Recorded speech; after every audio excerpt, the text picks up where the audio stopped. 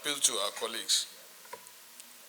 The intentment of this bill should not be misunderstood. And we are at the second reading.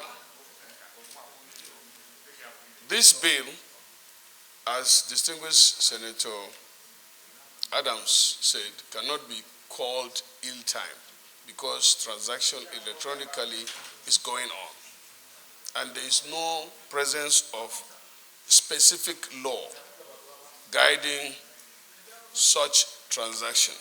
And there is the need to have a law in place. But even the topic as it is does not come out categorically, because you can't make law to just facilitate use of information. The law has to be definite. And this can be done at the public hearing when the bill is read the second time, so that during the public hearing, input will be received and it will be refined and it will be corrected, or even the topic or the name of the bill can be altered so that it serves the purpose for which it was intended. So I want to call on our colleagues and the Senate President, starting with you, to support this bill for the second time. Ali Ndume, representing Borno South. Mr. President, the Deputy Senate President has spoken, but I want to bring to the attention of our colleagues that in 2019,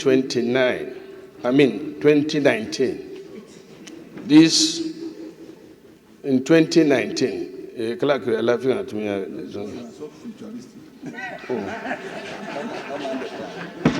So even the clerk is trying to laugh. The clerk is wondering where you were in 1929. When labor is on strike, you see, it can get confused. But having said that, Mr. President, on a serious note, in 2019, this National Assembly passed a bill in which the minimum wage was pegged at 30,000 per month. And Section 3 of that act, which I have here, and I want to read. Every employer shall pay a minimum wage of not less than 30,000 per month to every worker under his establishment, except otherwise provided under this act. And Section 4 says, the national minimum wage expires after 5 years, and it shall be reviewed in line with the provision of this act. The law is there. So I'm suggesting, as much as negotiation is going on this fact, the national minimum wage is guided by law, an act of National Assembly. And if upward review or otherwise should be the responsibility of the National Assembly. And therefore, in suggestion to the ongoing negotiation, I don't even know where the negotiation will go, because even if it's negotiated, it is the National Assembly that will now make a law to review this one. This one has expired on the 23rd of April. And therefore, I'm suggesting that either this Senate can come under private bill, or the executive should, as required by law, bring an act, a bill, executive bill, to review the salaries and wages as appropriate. That's my contribution. The Chief Senator Oju Sakala. In addition to what he said, Mr. President, this is an institution that oversights, regulates, and makes laws. If a court has issued an order and the individuals or group or institution concerned refuse, the voice of the Senate or the power of the Senate should go out there before we consider the report. So I'm appealing that we should add to the voice of the court that these people should refrain from doing what they are doing against the law. If we become lawless, then they too will not even operate. So the message should go out today that, Mr. President, that they should obey the court order before we even consider the report, which is coming, and the highlights of the report is known. We are representing the people. And these companies, I want to repeat, Mr. President, it does not belong to them. It belongs to the people. It was NEPA before. Then they shared it among themselves. They didn't even pay for it. It is on record. Then why should they come and be charging people anyhow, and the court will say, don't do this, and they will ignore the court? They are Nigerians. Well, as at now, the court order is not before the Senate. So it's only an information that is before the Senate. We don't have a copy of the court order. And we must be, is it that, do you have the court order with you? Huh? Because we are discussing the court order now. If the court order were before us today, we would have made consequential directives. But the court order is not before us. Therefore, it is important that we take the report tomorrow.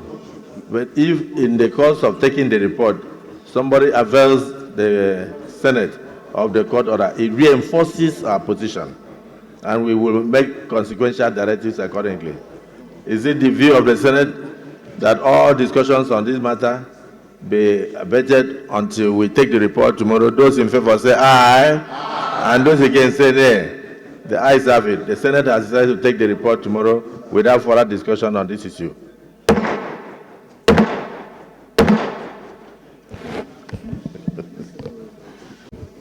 The first prayer is as is written: to call on the National Orientation and the Federal Ministry of Information and the National Orientation to come up with strategic programs for unity, contentment, and integrity. I don't think the prayer is out of place, but I want to say that... But we are talking about food insecurity. I'm coming. So why do we have to talk about contentment and unity? No, the prayers are there for members to decide.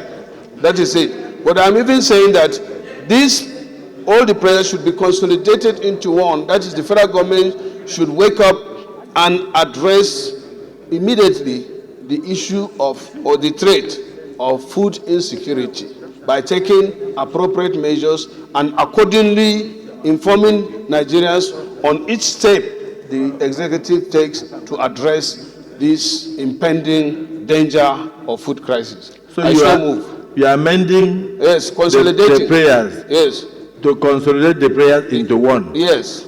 Urge the federal government of Nigeria to, as a matter of urgency, address the impending food scarcity, food crisis in the country, and informing Nigerians appropriately as to the measures taken. I so move. Okay, so any seconder? Any seconder? No seconder. Who? I can't go without seconder. The seconder. Yes, thank you, Mr. President. I remain Senator Peter Onyekachi Nwebonyi. I rise to second the motion as moved by the Deputy Whip, consolidating all the prayers to one. I so second. They are consolidating into one as, repeat. Consolidating the prayers into one, that federal government should do everything possible to address food insecurity in Nigeria and to brief Nigerians as to measures so far taken. I so second. Distinguished colleagues, the motion has been consolidated into one. The prayers have been consolidated into one. By the prayers have been, clerk, please note, the prayers have been consolidated into one by the Chief Whip and seconded by the Deputy Majority Whip, that we should urge the federal government of Nigeria to, as a matter of urgency,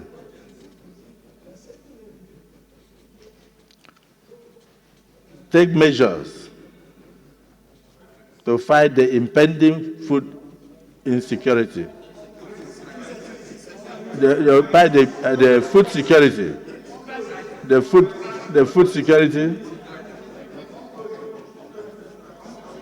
in the country. The current food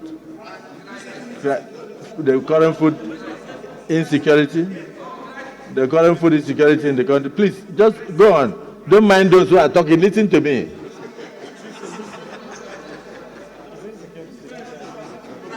Food insecurity in the country. Outline measures to combat the situation, and thereafter address the Nigerian people on steps taken. Address the Nigerian people on steps taken to ameliorate the situation. No. I'm using the English to consolidate your consolidation. Those in support of this consolidation say aye. Those against say nay. The ayes have it. Let me thank the movers of the motion and to say that we have consolidated all the prayers into one, and that we will expect to hear from the federal government. And I believe that we said they should take measures as a matter of urgency to address the current food insecurity, and then thereafter address the nation on the steps taken in order to, of course, that will also assuage the fear and feelings of the people. So I'm very happy with what we have done. So it's a one-line prayer which has been consolidated. So I thank the movers of the motion, Senator Karimi, Senator Ali Ndume, and I also thank Senator Nwebe for seconding this, and I thank my colleagues for their contributions. And I think this issue is rested until we hear from the federal government. Leader of the Senate, the last item, because of we're already almost 2:30 and we have other issues. With last item on the agenda, no, we don't step it down, move. We are going to take it.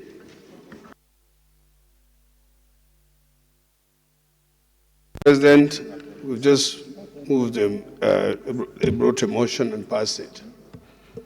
I remember vividly last time when the Orisanya report issue came up in the presidency, and the president gave a directive setting up a committee to look at those in the Orisanya report and make appropriate recommendations.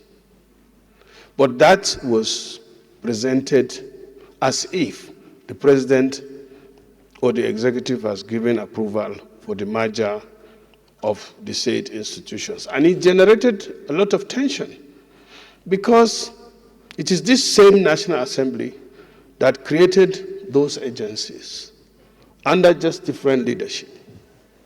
If we come here to just, without critical debate analysis, to write off those agencies, we are harming the institution. As Senator Mongono said, this is an institution deliberately created by our Constitution for a purpose. And that purpose is to look at our laws. By enacting it, by amending it, by repealing it. And that is our responsibility. So, it is very important for you, Mr. President, as the head of this institution. And even the president said last time, because in the Orisanya report, an institution that was created and sponsored by me was included. And you said... This Senator, this Senate is not, the Orisanya report or its repeal or amendment is not before us. Yes, that's what I'm coming to that. And even the report that was probably submitted to the president after he set it up to look at possible implementation is not before us. If the report of the possible implementation of the resident report, either in whole or in part, is forwarded to us, it is our business to look into those things. Yeah, no, but Mr. But President, those things are not before us now. No, we are arriving at something. We are on the same page. But all I'm saying is, through this, because it's on a record, it should be on record that some of these things is not before the National Assembly. So the National Assembly cannot be held responsible for what is not before it. The National Assembly cannot even discuss what is not before it. Yes. And so what we are advising is that don't go into a report, and please don't mention a Rosalind report. Okay. It is not before us. So, and even the report that the report of the committee set up by the president is not before us. We really have nothing to discuss. And then, of course, by the time the report comes, there may be certain agencies that we may not agree with the executive, and there may be need for us to approach them or approach Mr. President to say this one should not be included among the agencies to be wound up. And there may be some others that could have been excluded, which, in the opinion of the Parliament, we feel they should be meshed. And we will still approach the President and say this one ought to be meshed, but it is not included in the report you sent to us. So since it is not yet before us, we should not dissipate our energy reporting. We are fishing in troubled waters. Accordingly, this Senate is hereby adjourned to the 10th day of July 2024 at 11 a.m. prompt. President, I want you to also empower the Senate leaders. All these things would have to be sorted out if all members have the documents to be considered during today's session. All these other paper, the debate of every senator, is done on the soft copy. Immediately you do it, before you come and distribute the hard copy, members can have the copies in their email. So that it can be practical. And when the hard copy is made available, it will not be. But you hold the link, but she's not. I think I will not consider you have this document email or sent on the WhatsApp. Call that guy. So that members can prepare. But this idea of putting papers in the chamber is not working at all. The cable they carry all the camera come. You can move anywhere. We're in a digital world. I was once a cameraman. I'm Senator Mohammed Ali Ndume, representing Borno South. Mr. President, I stand up to support this motion. Our members, or our distinguished colleagues, have spoken adequately on it. But I want to commend the mover of the motion, first of all. This is displayed concern and capability because he's in that sector. One continues to wonder where a situation where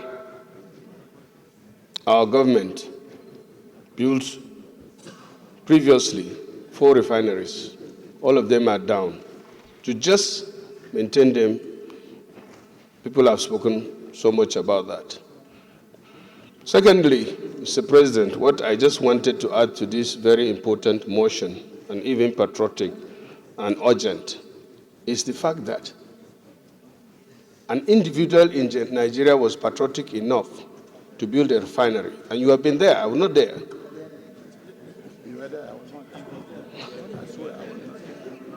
I was not there.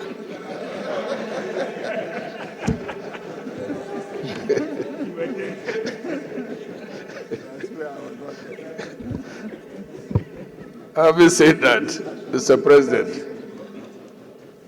he complained that if he had known that he would go through what he has gone through, he wouldn't have started that patriotic and giant project. Yet, he said he's not the person that gives up. He clearly said that the IOCs are frustrating his efforts. Last week or so, fire cuts part of the refinery. But fortunately, it has not affected the refinery so much. But coming back to my question. Point of order. Okay.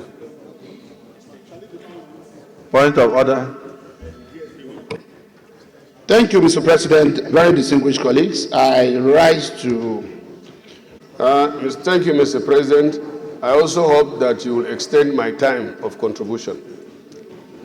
Extended. Having said that, recently, the Dangote refinery started production of diesel.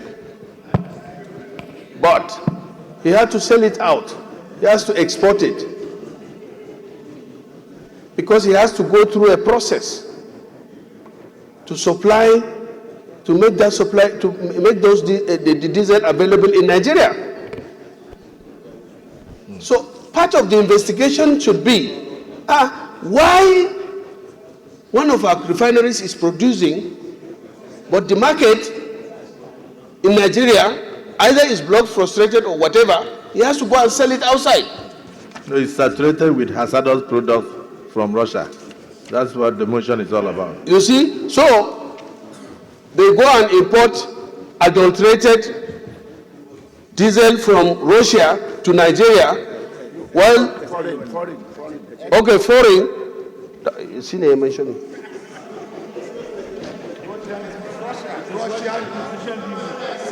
Russian diesel. So she is a Russian. Okay, whatever. The Senate President is. So, Mr. President. Russia was not mentioned in the motion. So you just said foreign diesel. Oh, foreign diesel. Foreign diesel. I was just copying from the President. Okay, foreign.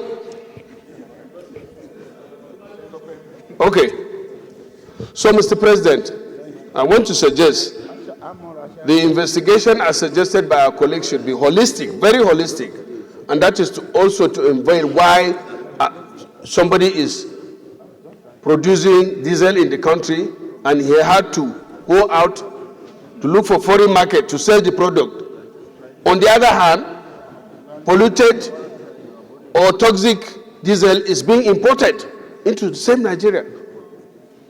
These are questions that the committee should actually find out, investigate. And as my chairman suggested, those involved should actually be brought to book so that this kind of thing that is going in and killing our country should not repeat itself. Thank you, Mr. President. Is this Senator Siri? And my distinguished colleagues, I want to come under Order 41 and 51, which most of us are familiar with, or all of us. It's a matter of urgent public importance. And 51. Do I need to read it or? Read. Okay. 41 says a matter of discussion shall, if possible, be referred to the President of the Senate before commencement of the day's sitting, and the President of the Senate shall refuse to allow the claim unless he is satisfied that the matter is definite and urgent. 2, if the claim is allowed by the President of the Senate, which you did, the leave of the Senate is given by at least 1/3 of all senators. The matter shall be stand to the next legislative day. 3, a senator moving a motion under the combined Senate Order 41 and 51 should ensure that the copies of the motion are available for senators when approval to move the motion is given. And the copy of the motion is already in circulation. No more than one motion may be made at a time. And then 51 says, and I read also, that notice shall not be dispensed with in the case of a motion or in respect of any other proceedings for which notice is required except with the consent of the President of the Senate and the general assent of the senators present, which all I did. Mr. President, the motion is on the suicide attack in Goza, Borno State, and the urgency to stem the tide of this ugly menace that is resurfacing. With your permission, I can go on to present the motion. Well, Order 41, sub 2 says, if the claim is allowed by the President of the Senate and the leave of the Senate is granted by at least 1/5 of all senators, the matter shall stand over till the next legislative day. No, I did 41 and 51, and you can read this next section too, which says that once it is granted, the motion should be made available, and I did. I gave you a copy, and the copy is supposed to be circulated for all the members. And that is the tradition, that once you combine 41... The intent of the other paper, the intent of the provisions here, it actually is to the effect that the matter should stand over. And once the leave is granted, it will now come by way of written petition. But I believe that the Senate can always use Order 1B to regulate its activities. Is it the wish of the Senate that it be allowed to proceed with this very urgent matter of national importance? Those in support say aye. Those against say nay. The ayes have it. So under Order 1B, the Senate has granted you permission to move it immediately. Otherwise, by the rule, you would have stood to the next legislative date. So you may proceed, Chief Whip. Thank you, Mr. President, and my distinguished colleagues. This motion, which I'm sure most of our colleagues are aware of, is the unfortunate incident that is the suicide attack in my hometown, Goza in Borno State, and the need to actually look at this issue that Nigerians are almost about forgetting and having a peace of mind. The Senate notes that on Saturday, 29 June 2024, brazen suicide bombers targeted a wedding ceremony, funeral, and hospital in a sporadic and coordinated attacks in Goza town of Borno State, which resulted in the unfortunate death of 32 innocent Nigerians so far, leaving scores of other victims wounded with varied degrees of injuries. Also notes that one of the incidents occurred near a busy motor park in Tasham Mararaba, Goza town, and the victims were mainly civilians returning from a wedding ceremony where the assailant was identified to be a young lady in her early 20s. Further notes that these attacks have raised significant concern about the security situation in the region, which has been a flashpoint of terrorist attacks over the years. And this calls for concerted and coordinated efforts of the security agencies to address the state of insecurity in Borno State and other parts of the country experiencing similar situations. Aware that in today's world, asymmetric warfare, whereby its strategy and tactics differ significantly from the normal conventional war, the approach by our security agencies should be significant, scientifically and technologically based with the use of modern software and facilities to fight the menace. Accordingly, observe a minute's silence in honor of those innocent Nigerians who lost their precious lives from this unfortunate incident. 2, urge the National Emergency Management Agency to intensify efforts by providing relief materials to the victims of the attack.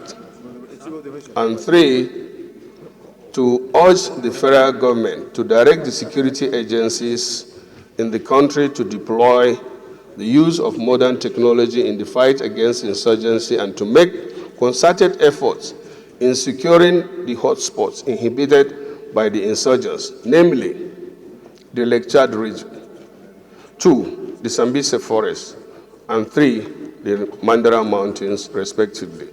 Mr. President, these 3 spots are so far now the only black spot of where the insurgents are inhibiting in Borno State.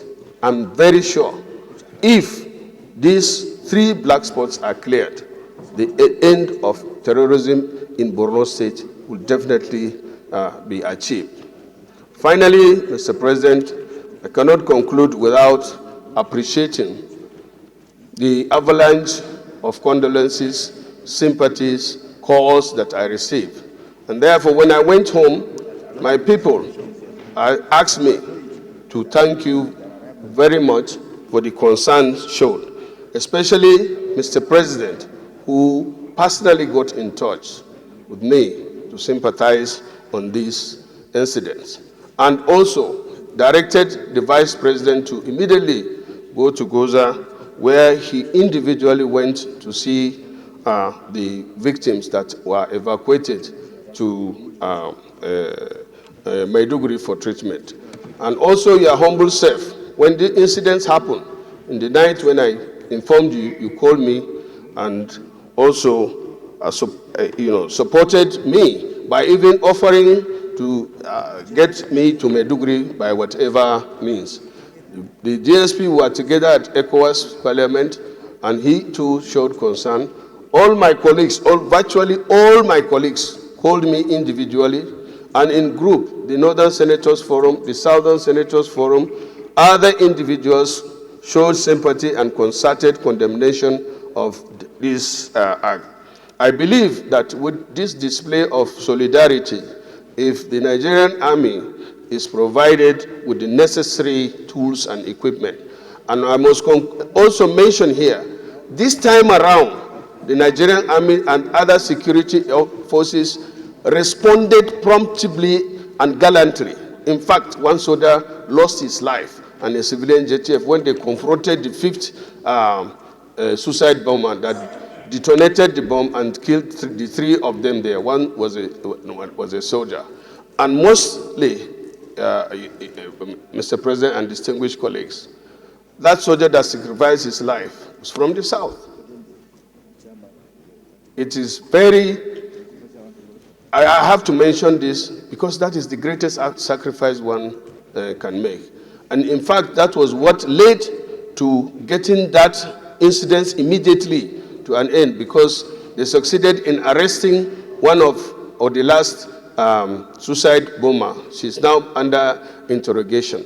I must mention here again that these people are already, indoctrinated. All of them their hairs were braided, and they had this Nelly, and they are confident that they were going to heaven if they detonate and kill the people. In fact, the last woman that was arrested, up to now, the interrogation has not brought out so much because she's still insisting that she wants to go to heaven, and that is by killing people and detonating the bomb. So, Mr. President, as I said, the black spots are 3. What needs to be done can be achieved if the Nigerian Army are given specific instruction and attention and provided with what they need, particularly drones and other technologically driven gadgets, in order to get rid of these 3 black spots. Once again, thank you for giving me this opportunity, and once also thank my distinguished colleagues for the support, sympathy that I have been pouring in since the incident happened. I so move. Mr. President, in addition to the observation by our distinguished colleagues, the 2/3 that is talking about is the 2/3 of senators sitting, present. There are few instances, like the amendment of the Constitution, and some parts requires 2/3. That means the senators, before voting, will be informed that they will vote on a certain matter, and they need to be present so that the two-thirds will be achieved.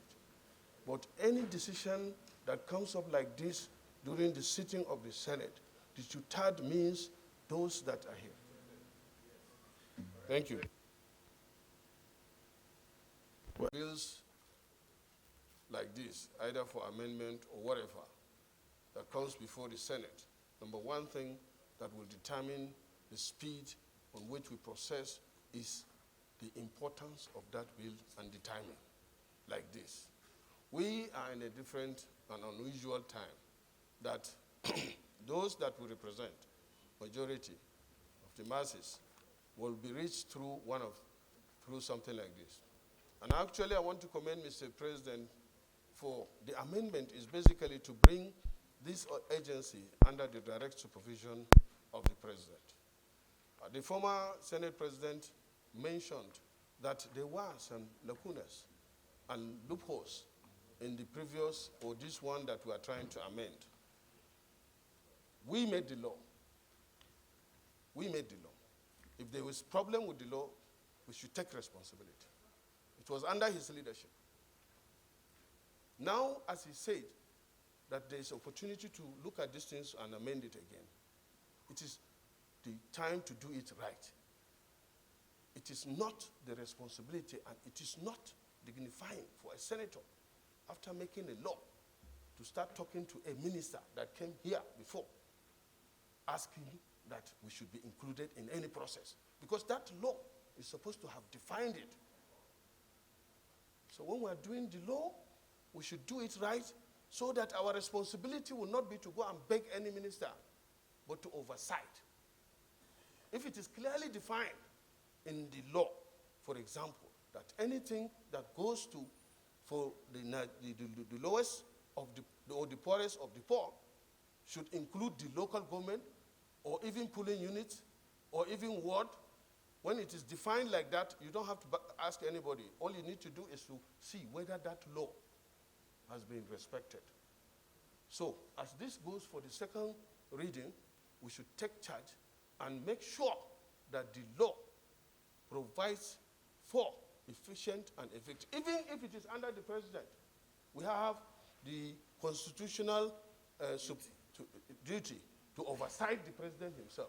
So if we just give it to the president without defining it clearly, do we go back again and start begging the president that the senator should be carried alone? No. The law should say the senator should be carried alone, and we pass it. Thank you. Yes. Senator Mohammed Ali Ndume. The point of order is Order 54 and the responsibility of the chief whip. Was it 54 or the chief whip? Just as a way of, advising the Senate on the way we do things. Mr. President, this is the Senate. This is the Senate. And we should not shy away from learning. Sorry, the clerk, can I have that order 54?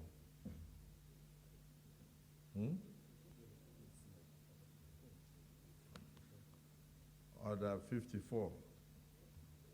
Order 54 says, the Rules and Business Committee shall locate time to all sequence of speeches, motions, or bills coming before the Senate. So as we are coming under Order 54, this is what is written there. So I'm sorry, Leader, we rule you out of order.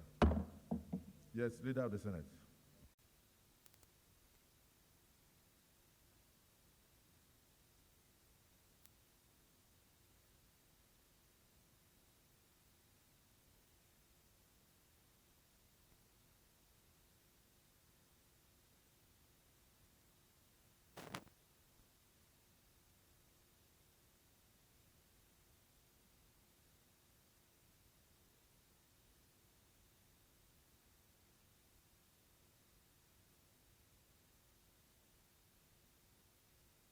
Leader of the Senate.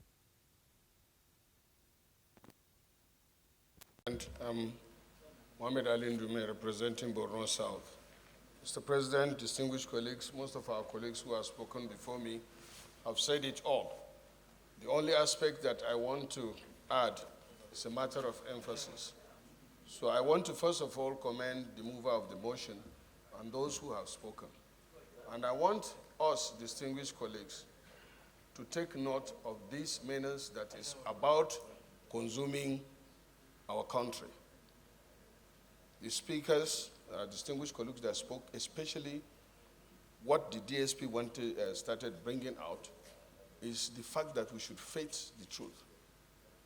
The issue of drugs menace in a society is very dangerous, and it has destroyed many societies. It is hurting the economy of many societies, even countries like America, countries like UK. Youths do certain things under the influence of drugs. And as he has rightly said, that unfortunately, the words of most of our elites are also affected. Fortunately, we have a leadership of NDLE that is very, very determined. General Buba Marwa retired, was our governor in Borno State. And all of us here know his determination and capacity and the effort he has put in this NDLE that has turned it around and even given the institution an international recognition. But he is handicapped. He is handicapped. I discussed with him severally. And coincidentally, this is the time to help him. This is the time to get the committee that this Senate has created to sit down with the leadership of the NDLE to know what they need in terms of resources, tools, or whatever, in order to face this war squarely.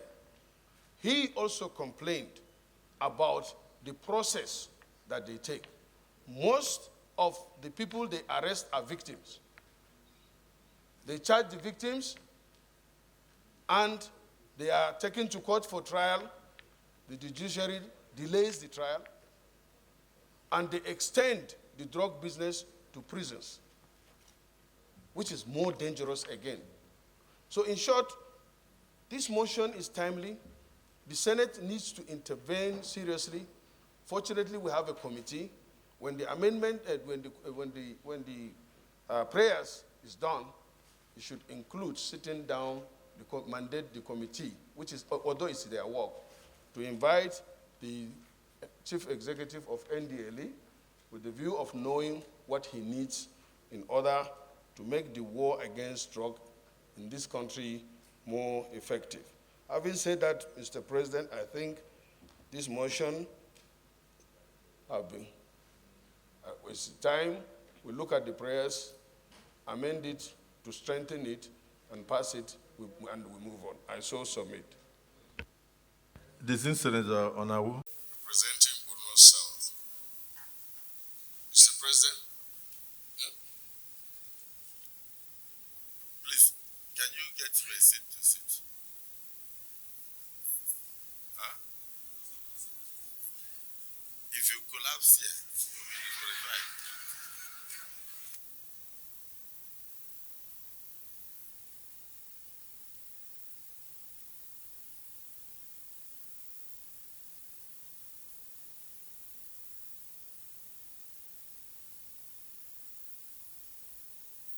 Senator Ndume, you have the floor.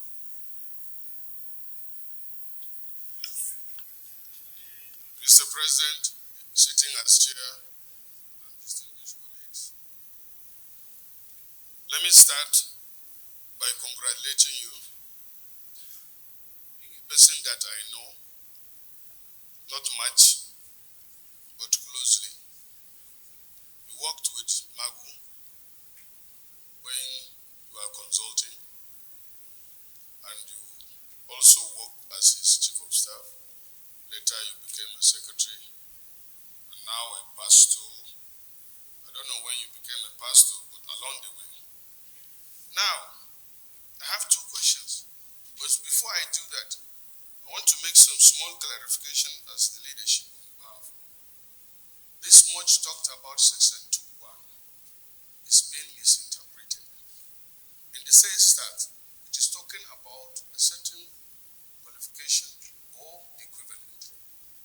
Looking at the CV, the person standing before us, as I said, he has been in the system for 10 years now in the AFCC and even being the secretary. I don't think there will be any other equivalence of experience than that. So that should settle the issue of Section 2.1. My question, actually, is that the institutions responsible for fighting corruption includes the NFIU,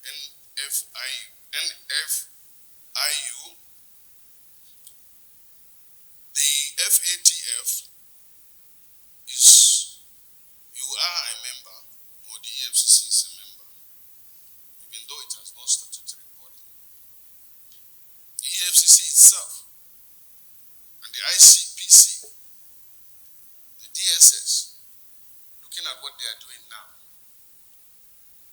and the police, of course, CID. And when I looked at the laws establishing or detailing the responsibilities of this organization, I find it so many places conflicting. The NFIU was under your organization when you were there, and you are also there when it was removed, and you are also there when,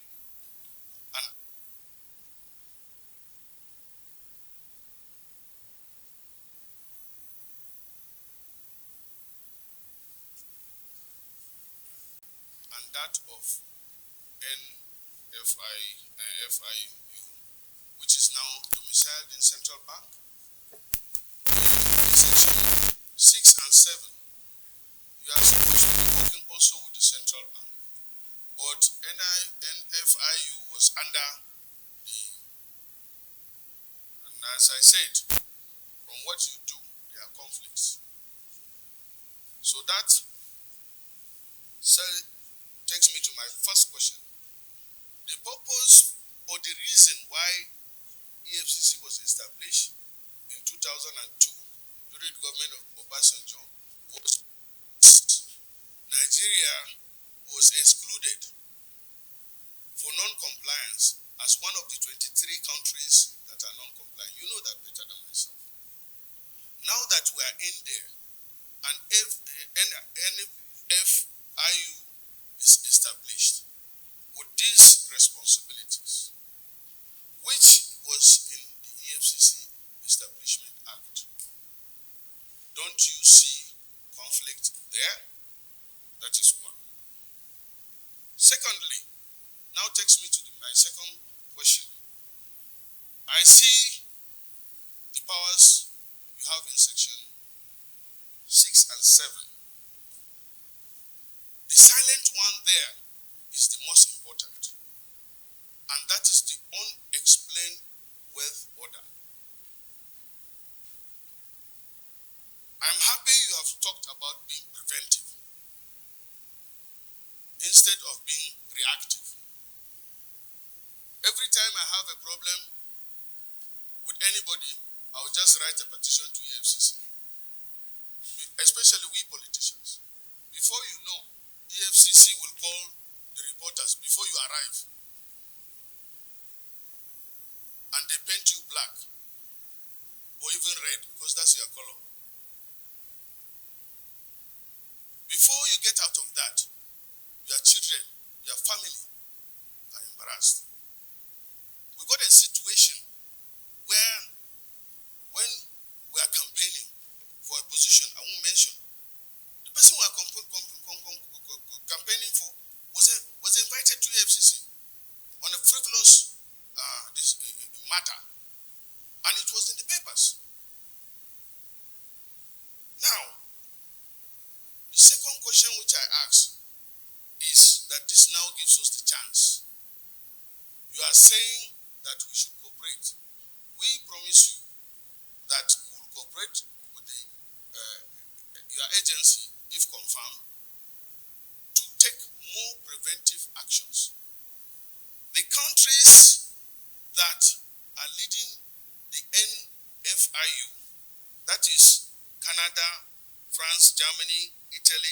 Japan, UK, USA, and even Canada and Zimbabwe, you know, have the unexplained wealth order. And that is not conviction.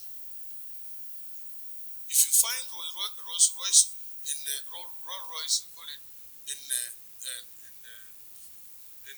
leader's house, minority leader's house.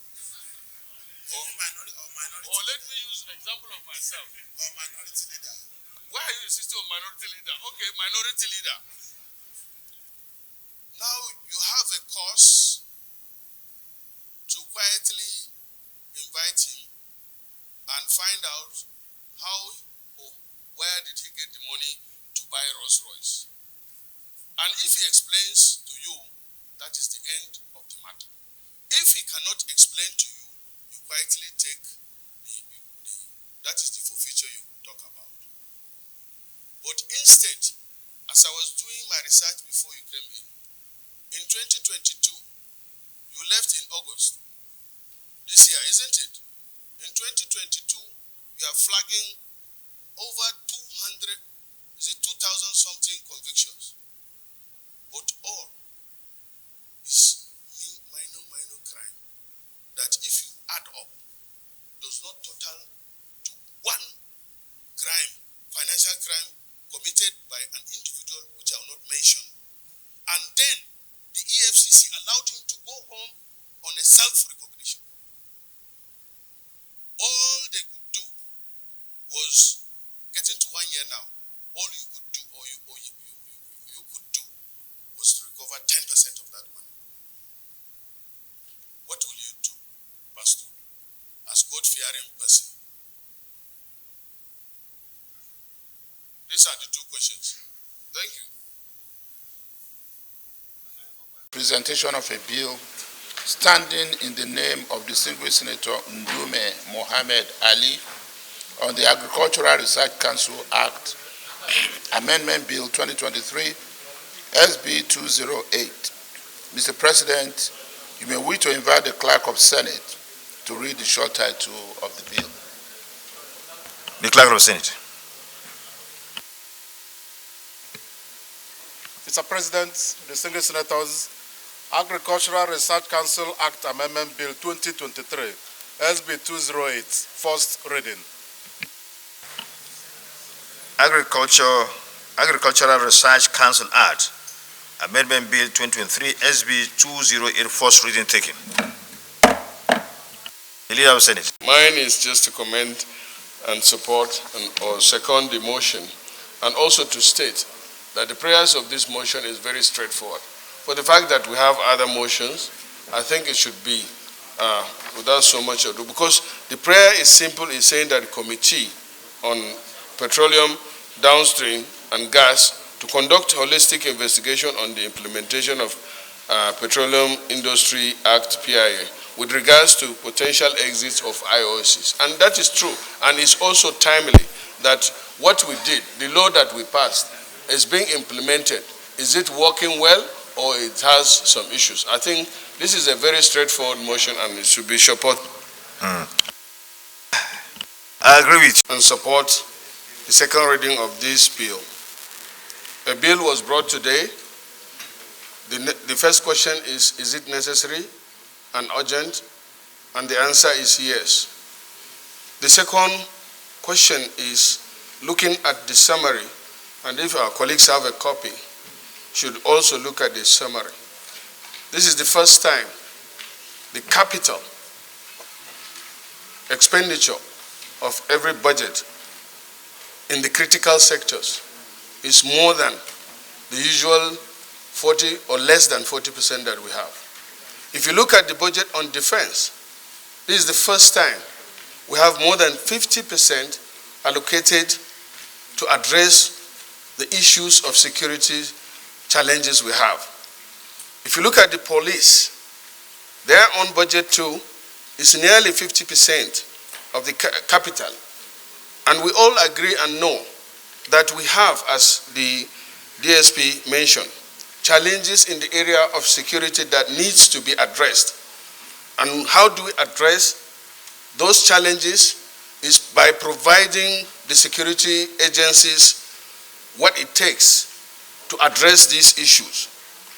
If you look at that of works, we'll all agree that there are challenges, especially in the areas of rehabilitation of our roads, and that the recurrent site is zero, nil. If you look at the issue of housing, that is also a challenge where there is no recurrent but capital. Then capital supplementation as 210. In other words, this budget is purposely made to address the short-term and the immediate and pressing issues facing this country. Then on the issue of the expeditiousness of passing this supplementary budget, even if we pass it today, unless this House also gives its lifespan extension, it will expire in 8 weeks, and that is 2 months. We only have November and December. I hope my colleagues with this little explanation would understand why this Senate should expeditiously pass the supplementary budget so that we'll cover these gaps that are already existing. And meanwhile, as the chairman, the leader said in his presentation, the government is also mindful of the financial position we are. So I urge my colleagues to support this supplementary budget, and let us, as much as possible, pass it expeditiously. Even if we do that now, before he signs it, maybe it will remain, let's say, 6 weeks. And 2.1 trillion cannot easily be spent within 6 weeks. And therefore, we may have to put in the back of my mind that will extend the lifespan so that implementation of these critical areas will be possible. Thank you. Expecting the Senate President to be around, but he is still on his way, and I hope that before the end of the session, he may come up. Having said that, I also want to crave your indulgence to, after the vote of thanks, skip the break because we are late already.